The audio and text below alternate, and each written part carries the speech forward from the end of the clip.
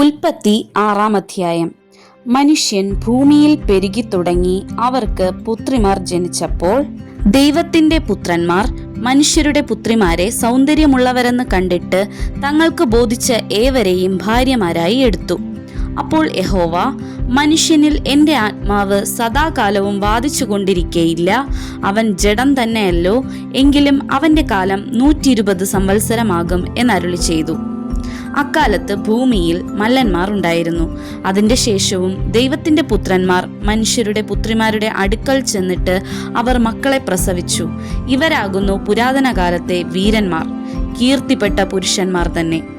ഭൂമിയിൽ മനുഷ്യന്റെ ദുഷ്ടത വലിയതെന്നും അവന്റെ ഹൃദയവിചാരങ്ങളുടെ നിരൂപണമൊക്കെയും എല്ലായ്പ്പോഴും ദോഷമുള്ളതത്രേ എന്നും യഹോവ കണ്ടു. താൻ ഭൂമിയിൽ മനുഷ്യനെ ഉണ്ടാക്കുക കൊണ്ട് യഹോവ അനുതപിച്ചു. അതവന്റെ ഹൃദയത്തിന് ദുഃഖമായി. ഞാൻ സൃഷ്ടിച്ചിട്ടുള്ള മനുഷ്യനെ ഭൂമിയിൽ നിന്ന് നശിപ്പിച്ചു കളയും, മനുഷ്യനെയും മൃഗത്തെയും ഇഴജാതിയെയും ആകാശത്തിലെ പക്ഷികളെയും തന്നെ. അവയെ ഉണ്ടാക്കുക കൊണ്ട് ഞാൻ അനുതപിക്കുന്നു എന്ന് യഹോവ അരുളി ചെയ്തു. എന്നാൽ നോഹയ്ക്ക് യഹോവയുടെ കൃപ ലഭിച്ചു.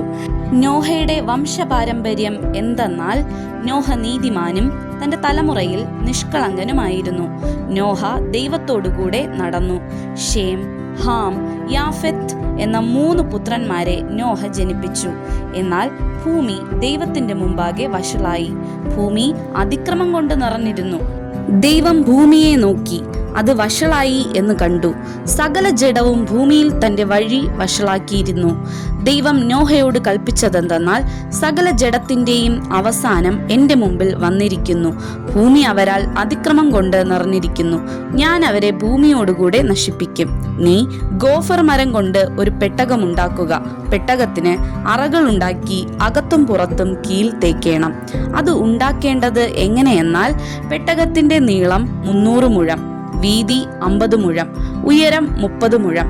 പെട്ടകത്തിന് കിളിവാതിൽ ഉണ്ടാക്കേണം. മേൽ നിന്ന് 1 മുഴം താഴെ അതിനെ വയ്ക്കണം. പെട്ടകത്തിന്റെ വാതിൽ അതിന്റെ വശത്ത് വയ്ക്കണം. താഴത്തെയും 2-ാമത്തെയും 3-ാമത്തെയും തട്ടായി അതിനെ ഉണ്ടാക്കേണം. ആകാശത്തിൻ കീഴിൽ നിന്നും ജീവശ്വാസമുള്ള സർവ്വജഡത്തെയും നശിപ്പിപ്പാൻ ഞാൻ ഭൂമിയിൽ ഒരു ജലപ്രളയം വരുത്തും. ഭൂമിയിലുള്ളതൊക്കെയും നശിച്ചു പോകും. നിന്നോടോ ഞാനൊരു നിയമം ചെയ്യും. നീയും നിന്റെ പുത്രന്മാരും ഭാര്യയും പുത്രന്മാരുടെ ഭാര്യമാരും പെട്ടകത്തിൽ കടക്കേണം. സകല ജീവികളിൽ നിന്നും സർവ്വജഡത്തിൽ നിന്നും തന്നെ ഈരണ്ടിനെ നിന്നോടുകൂടെ ജീവരക്ഷയ്ക്കായിട്ട് പെട്ടകത്തിൽ കയറ്റേണം.